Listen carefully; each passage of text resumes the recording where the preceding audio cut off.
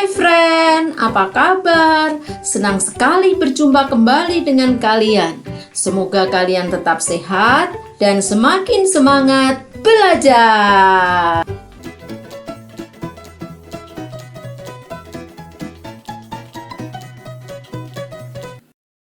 Halo Sobat Muda, kita jumpa lagi di Lelis Channel. Kali ini kita akan membahas tentang sel volta. Dalam hidup kita sehari-hari, kita mengenal banyak sekali sel volta yang sangat dekat dengan kehidupan kalian. Ya, sebagai generasi milenial, kalian pasti menggunakan smartphone. Batu baterai yang digunakan sebagai sumber daya itu merupakan sel volta. Untuk itu, mari kita pelajari bersama-sama apa itu sel volta. Hari ini kita akan membahas pertama tentang reaksi redoks spontan. Kemudian susunan sel volta, notasi sel volta, dan potensial elektrode sel volta. Yang pertama, pertanyaannya, apakah reaksi redoks itu spontan? Untuk menjawab itu, mari kita ikuti, kita lihat percobaan yang dilakukan ini. Percobaannya adalah larutan ZnSO4 direaksikan dengan logam Cu. Kita bandingkan dengan larutan CuSO4 diberi logam Zn. Jadi ini dibalik ya antara kation anionnya. Reaksi larutan CuSO4 dengan logam zinc dan larutan ZnSO4 dengan logam Cu. Saya akan masukkan logam Cu ini ke dalam larutan ZnSO4. Begitu pula logam zinc saya masukkan ke dalam larutan CuSO4.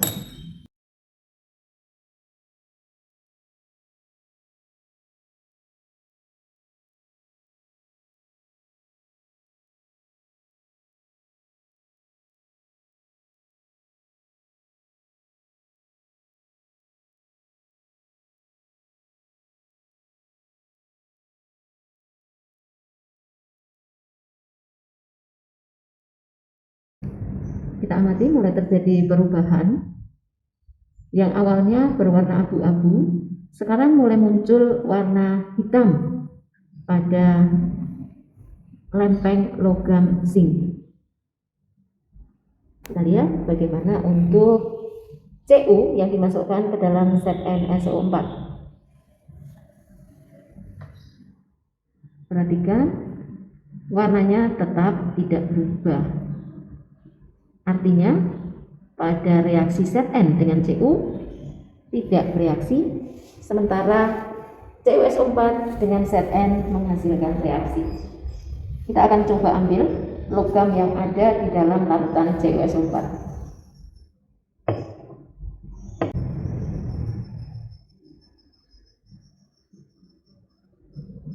Ini hasilnya, terlihat berwarna kehitam-hitaman.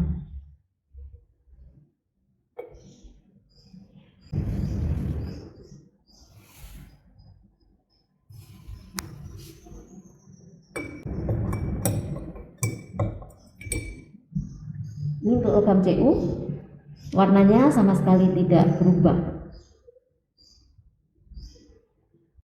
Nah, dari percobaan kita tahu bahwa Cu yang direaksikan dengan larutan ZnSO4 ternyata tidak bereaksi. Sementara logam Zn yang kita reaksikan dengan larutan CuSO4 akan bereaksi, menghasilkan endapan yang berwarna kehitaman. Selanjutnya, kita melihat reaksi yang terjadi pada percobaan tersebut. Zn berubah menjadi Zn2+ ditambah dengan 2 elektron. Sementara Cu2+ akan menangkap 2 elektron menghasilkan Cu.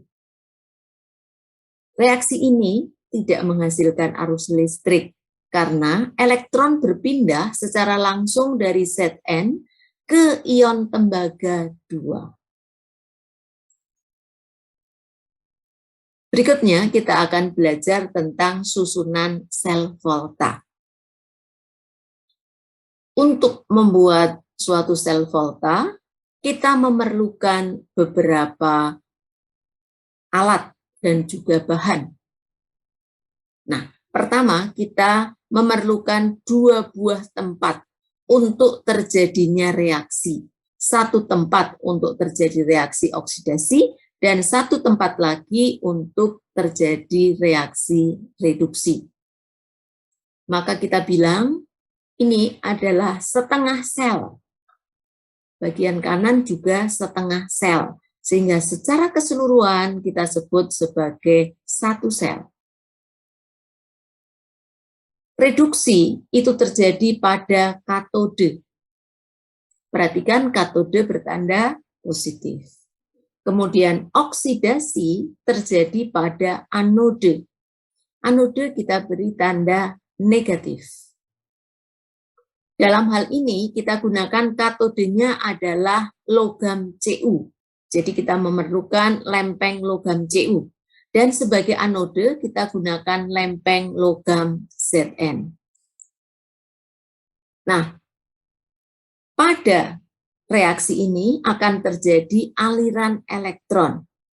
Aliran elektron akan terjadi dari anode ke katode. Mengapa demikian? Karena pada anode terjadi reaksi oksidasi, sehingga logam Zn melepaskan elektron. Nah, elektron yang dihasilkan pada anode ini mengalir, kemudian pada katode, elektron ini akan ditangkap atau diambil oleh ion Cu2+, sehingga ion Cu2+ mengendap menjadi Cu. Jadi kesimpulan kita, rangkaian ini menghasilkan aliran elektron. Elektrode zinc atau zinc itu akan larut pada gelas A. Nah, pada gelas A ini akan menjadi bermuatan positif, semakin positif. Karena apa? Pada awalnya larutan ZnSO4 itu terion menjadi Zn2+ dan SO42- dengan jumlah yang ekivalen antara ion positif dengan negatifnya. Sementara setelah Zn berubah menjadi Zn2+, semakin banyak ion Zn2+-nya. Dengan demikian gelas A menjadi semakin positif. Apa yang terjadi dengan gelas B? Setelah ion Cu2+ berubah menjadi Cu, berarti jumlah ion Cu2+-nya berkurang. Dan sementara itu, ion SO42- tetap. Dengan demikian, perbandingan antara ion Cu2+ dengan SO42- tidak setara lagi. Jumlah ion SO42- meskipun tetap, tetapi jumlah ion Cu2+-nya berkurang. Dengan demikian, gelas B menjadi bermuatan negatif. Nah, aliran elektron itu tidak akan berkelanjutan. Untuk itu, kita memerlukan jembatan garam untuk menetralkan muatan pada gelas A dan gelas B. Anion dari jembatan garam akan bergerak menuju gelas A. Sementara kationnya akan menuju gelas B. Mari sekarang kita lihat video percobaannya. Percobaan sel volta. Kita gunakan bahannya adalah larutan CuSO4, larutan ZnSO4. Kemudian kita gunakan juga, ini adalah jembatan garam. Jembatan garam ini dibuat dari agar-agar yang diberi dengan garam. Kalian bebas menggunakan garam. Sebagai contoh, kalium nitrat ataupun yang mudah kita dapatkan yaitu natrium klorida. Kemudian peralatan lain adalah voltmeter. Ya, perhatikan. Kemudian saya memerlukan sambungan jepit buaya 1 pasang. Serta di sini ada elektrode zinc dan elektrode tembaga. Kita akan mulai coba. Katode yang berwarna merah, kemudian anode yang berwarna hitam. Kita akan coba. Logam tembaga sudah saya jepit pada penjepit buaya dan akan saya masukkan ke dalam larutan CuSO4. Sementara zinc saya masukkan ke dalam larutan ZnSO4.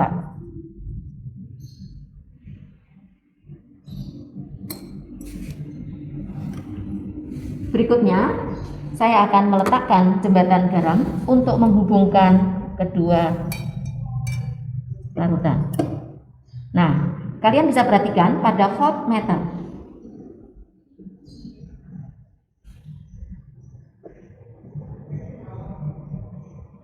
Ya. Voltmeter jarumnya bergerak ke kanan, ya. Dan di sini kalian bisa membaca berapa volt yang dihasilkan. Sekarang saya akan coba apabila jembatan garam saya ambil. Ya, ternyata pada voltmeter menunjukkan angka 0. Saya coba pasang lagi jembatan garamnya. Ya. Kalian lihat sekarang berapa angka yang ditunjukkan.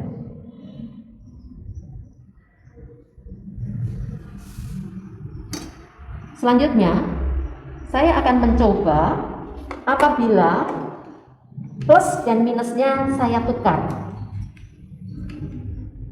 Yang tadinya merah, saya hubungkan ke hitam.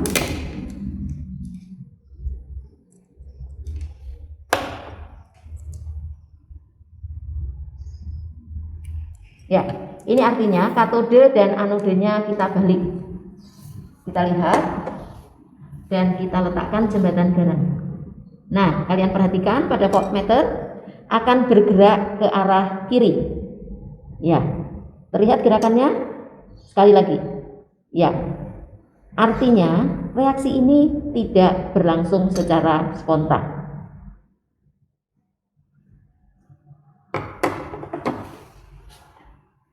Setelah kita melihat video percobaannya, kita akan lanjutkan dengan menuliskan notasi sel volta. Susunan sel volta dinyatakan dengan notasi singkat yang disebut sebagai diagram sel. Sebagai contoh, Zn solid ditambah CuSO4 aqueous menjadi ZnSO4 aqueous dan Cu solid. Zn menjadi Zn2+, maka kita tuliskan Zn solid garis miring Zn2+ aqueous. Penulisan selanjutnya adalah Cu2+ aqueous menjadi Cu solid. Ini yang kita sebut sebagai diagram sel. Ketentuannya demikian. Anode dituliskan di sebelah kiri. Katode dituliskan di sebelah kanan. Apa sih maksudnya? Di sini di bagian tengah ini ada batas garis miring 2. Ya, ini kita sebut sebelah kiri, ini sebelah kanan. Tanda garis miring 1 artinya menjadi, sementara tanda garis miring 2 berarti melambangkan jembatan garam. Kita ambil contoh yang lain. Mg ditambah 2AgNO3 menjadi MgNO3 2 kali ditambah 2Ag. Kita tuliskan reaksi oksidasinya adalah Mg menjadi Mg2+. Maka Mg solid garis miring Mg2+ aqueous jembatan garam, Ag+ aqueous menjadi Ag solid. Perhatikanlah bahwa di sini kita tidak menuliskan koefisiennya. Contoh berikutnya.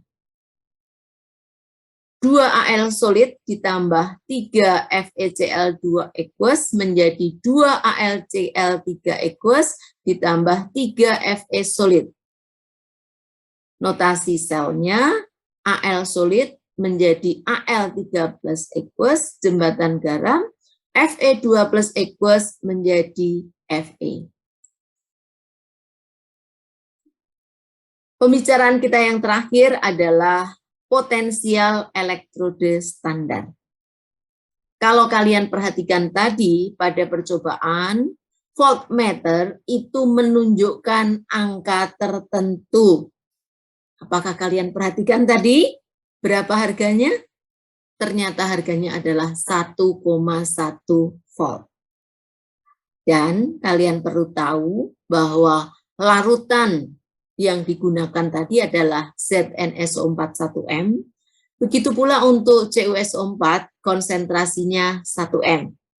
Dan saya lakukan pada keadaan standar yaitu 25 derajat Celcius. Ingat ya bahwa ini adalah keadaan standar dari larutan, maka kita menggunakan suhu ruangan. Bagaimana kalian bisa mendapatkan angka 1,1 volt ini? Pasti yang pertama dengan percobaan. Tapi kalau kalian tidak melakukan percobaan seluruhnya, apakah kemudian kalian tidak bisa menentukan potensial sel? Pasti bisa. Potensial sel dapat ditentukan pertama melalui percobaan, dan kedua, potensial sel dapat dihitung berdasarkan potensial elektrode positif atau E0 katode dan E0 anode.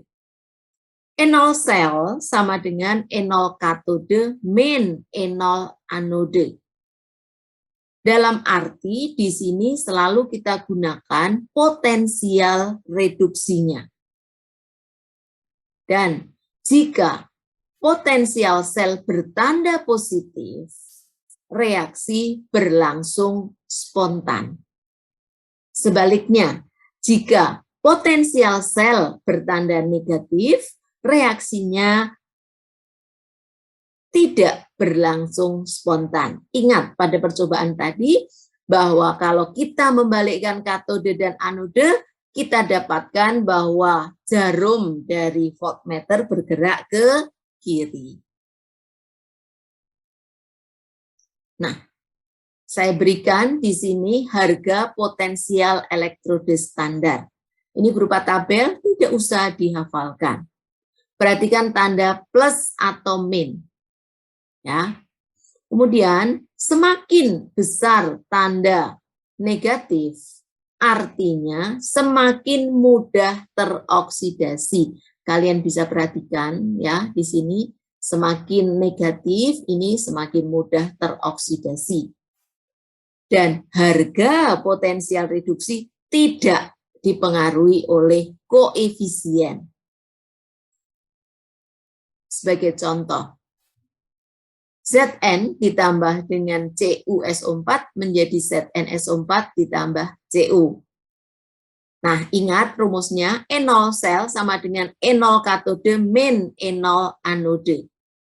Jadi E0 sel sama dengan E0 Cu min E0 Zn. Dari tabel yang tadi disajikan, kita akan mendapatkan plus 0,34 volt dikurangi min 0,76 volt. Maka kita dapatkan E0 selnya sama dengan plus 1,1 volt. Cara lain, kita dapat lakukan dengan menjumlahkan reaksinya. Zn menjadi Zn2 plus ditambah 2 elektron, E0-nya plus 0,76. Ini kita balik dari harga potensial reduksi karena reaksi ini adalah reaksi oksidasi. Kemudian Zn2 plus ditambah 2 elektron menjadi Cu, E0-nya plus 0,34 volt. Dengan demikian reaksi ini kita jumlahkan.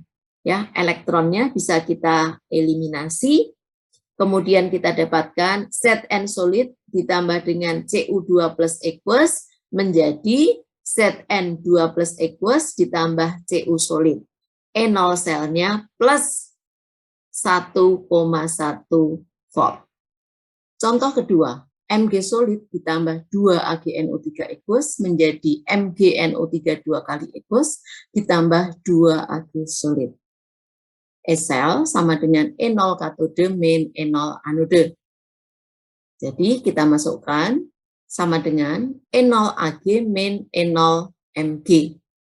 Sama dengan plus 0,80 volt dikurangi min 2,37 volt. Sebesar plus 3,17 volt.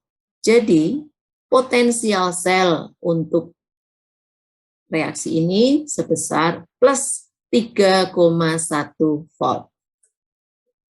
Berikutnya, untuk reaksi ini, sebagai katodenya adalah Fe, kemudian sebagai anodenya adalah Al.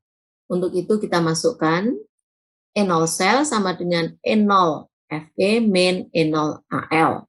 Kita lihat pada tabel, kita dapatkan min 0,44 volt dikurangi min 1,66 volt. Kita dapatkan plus 1,22 volt. Ingat, tanda plus menunjukkan bahwa reaksi ini berlangsung. Satu hal lagi yang saya mau tekankan bahwa koefisien yang ada di sini tidak mempengaruhi potensial sel. Jadi saya tidak mengalihkan dengan E0 dari katode maupun E0 dari anode. Nah, setelah kalian mengetahui bagaimana menentukan potensial sel, kalian akan saya minta memeriksa apakah reaksi ini berlangsung spontan atau tidak. Ya, diketahui reaksinya. Ni solid ditambah ZnSO4 aqueous menjadi NiSO4 aqueous dan Zn solid. Diberikan harga E0-nya. Kita masukkan. Dalam hal ini Ni menjadi Ni2+. Berarti Ni mengalami oksidasi. Maka Ni sebagai anode. Kemudian Zn2+ menjadi Zn. Berarti di sini sebagai katode. Kita masukkan ke dalam rumus, E0 sel sama dengan E0 Zn min E0 Ni. Angkanya kita masukkan, min 0,76 volt dikurangi min 0,28 volt. Kita dapatkan min 0,48 volt. Karena E-sel bertanda negatif, kesimpulan kita reaksi tidak berlangsung spontan. Terima kasih kalian sudah belajar bersama saya. Semoga video ini bermanfaat untuk kalian. Dan kalian semakin semangat untuk belajar kimia. Karena kalian tahu apa manfaat dari belajar sel volta ini. Terima kasih kalian sudah belajar bersama saya. Dan jangan lupa subscribe, like, komen, dan share. Kita akan jumpa lagi pada video selanjutnya.